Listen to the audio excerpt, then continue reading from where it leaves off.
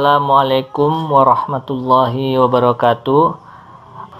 Bagi yang baru gabung di channel Pelita Media, jangan lupa untuk mengklik tombol subscribe, kemudian hidupkan loncengnya untuk mendapatkan update video-video kami yang terbaru. Video tutorial kita kali ini membahas bagaimana cara update stok barang secara otomatis dengan menggunakan trigger ya teman-teman. Saya sudah memiliki 3 buah tabel. Yang pertama tabel produk, yang kedua tabel transaksi pembelian, yang ketiga transaksi penjualan. Jadi nanti tabel produk ini kalau kita melakukan transaksi pembelian, maka stok yang ada di produk ini akan bertambah otomatis ya teman-teman, karena kita melakukan pembelian barang. Apabila nanti kita melakukan transaksi penjualan, berarti barang itu dijual, maka stok pada tabel produk ini akan berkurang nantinya ya teman-teman. Nah, di sini di tabel produk ada fill stock, ini dia ya. Oke, kita mulai saja. Yang pertama kita harus buat terlebih dahulu triggernya. Saya mulai dari tabel transaksi penjualan ya teman-teman. Saya buat triggernya, saya klik tabel transaksi penjualan, kemudian saya klik menu trigger, selanjutnya saya klik tambah trigger. Nah, di sini nama triggernya saya buat penjualan barang, ini dia. Kemudian tabelnya saya tetap ya, transaksi underscore penjualan sesuai dengan nama tabelnya. Kemudian waktunya saya beri before after ya. Kemudian kejadiannya insert. Definisinya kita buat bikin. Kemudian di sini saya buat update ya. Update nama tabelnya adalah produk ya, yang diupdate. Update produk set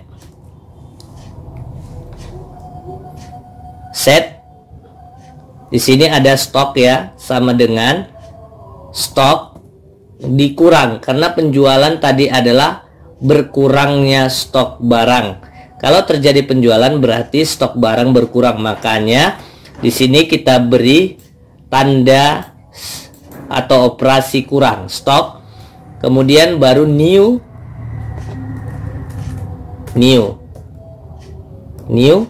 kemudian titik.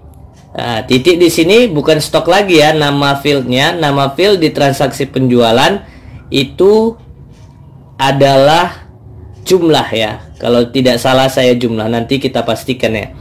Maka saya buat jumlah karena nama field penjualan itu, jumlah penjualan itu nama fieldnya jumlah ya, bukan stok. Stok ini field yang ada di tabel produk. Oke. Kemudian enter. Kemudian di sini kita tutup n-nya dulu ya. N. Kemudian di bawah ini kita tambahi where.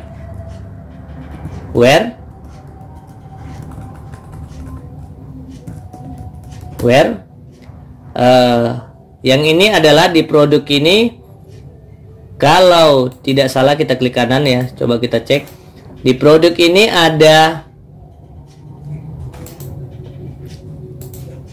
namanya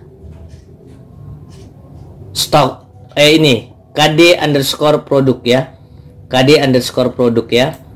Nah, di penjualan coba klik kanan, kita cek di penjualannya apa namanya,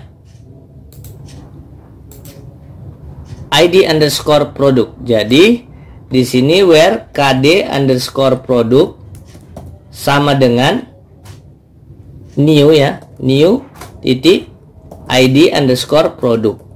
Jadi yang baru ini yang ada di tabel penjualan, yang KD underscore produk ini yang ada di tabel produk. Jadi kode produknya sama ya, harus sama nantinya. Nanti kita praktekkan ya teman-teman maksudnya.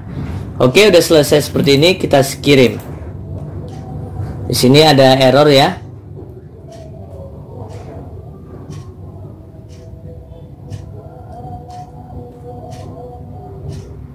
Gimana errornya ini?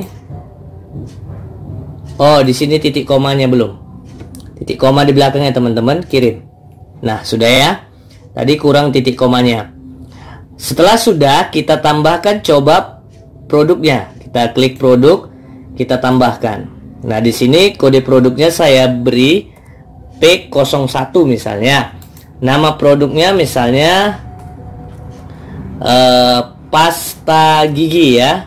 Kemudian stoknya saya beri misalnya 70 ya teman-teman ya. Saya kirim. Nah, di sini kita lihat di produk ini stoknya itu 70 ya teman-teman. Apabila saya melakukan penjualan nantinya teman-teman, maka stok yang ada di sini akan berkurang. Saya tes ya, transaksi penjualan, saya klik, kemudian saya tambahkan, saya melakukan penjualan ini misalnya teman-teman.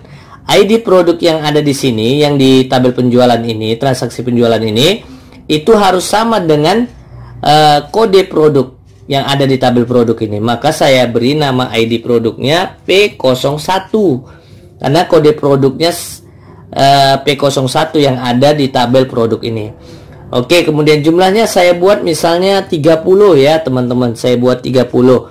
Kemudian saya kirim ya. Nah, teman-teman bisa lihat di transaksi penjualan ini jumlahnya 30. Saya menjual sebanyak 30. Stoknya tadi adalah 70 awalnya. Kalau saya jual 30, berarti nanti stok barangnya akan berkurang menjadi 40. Coba kita cek di tabel produk ini. Nah, betul ya teman-teman, di sini ada 40. Berarti sudah berkurang secara otomatis dengan menggunakan trigger tadi. Oke, sekarang transaksi pembelian kita buat juga triggernya. Klik transaksi pembelian. Kemudian kita buat trigger. Nah, di sini udah ada ya, saya hapus ya. Saya hapus saja ya teman-teman. Saya hapus. Saya ulangi biar teman-teman paham. Kemudian saya klik tambah trigger ini. Di sini saya buat pembelian barang, kemudian di sini after ya teman-teman. Baru di sini begin ya, begin.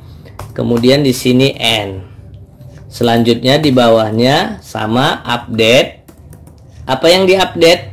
Tabel produk, set stok ya, stoknya sama dengan coba kita lihat di tabel pembelian teman-teman, klik kanan, buka link di tab baru. Di sini kita cek di pembelian apa namanya? Namanya jumlah. Di sini ID underscore produk, berarti namanya jumlah ya teman-teman.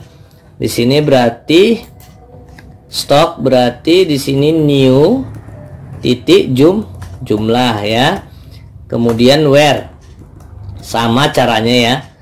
Where berarti di sini KD ya, kode produk sama dengan new ya. Tadi ID produk huruf kecil ya teman-teman. ID produk. Udah ya, titik koma. Jangan lupa titik komanya ya teman-teman. Kalau tidak ada titik komanya nanti bisa error teman-teman. Baru kirim. Iya. Coba kita lakukan pembelian ya teman-teman. Saya beli ya barang tersebut. Saya beli barangnya sebagai stok, transaksi pembelian. Kemudian saya tambahkan. Di sini ID produknya harus sama ya teman-teman. P01 tadi ya. Kemudian jumlahnya misalnya saya beli 40. Saya beli 40 ya teman-teman. Kemudian saya kirim. Coba kita lihat di produk ini teman-teman ya. Nah, di sini kenapa jumlahnya tidak berubah?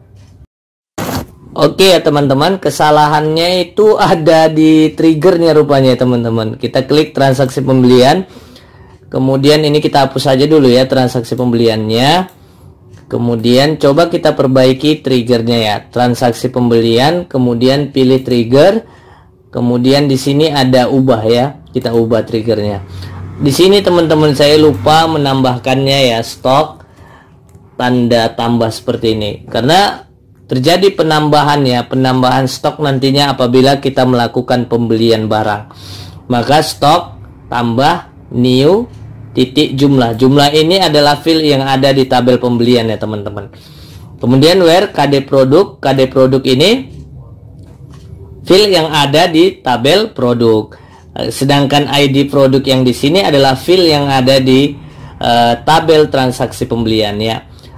Perbedaannya dengan penjualan tadi hanya terletak pada operasi tambah ini. Awalnya kan tadi kalau penjualan itu operasi kurang ya teman-teman. Ini operasinya berubah menjadi tambah karena terjadi penambahan stok nantinya apabila kita melakukan pembelian barang.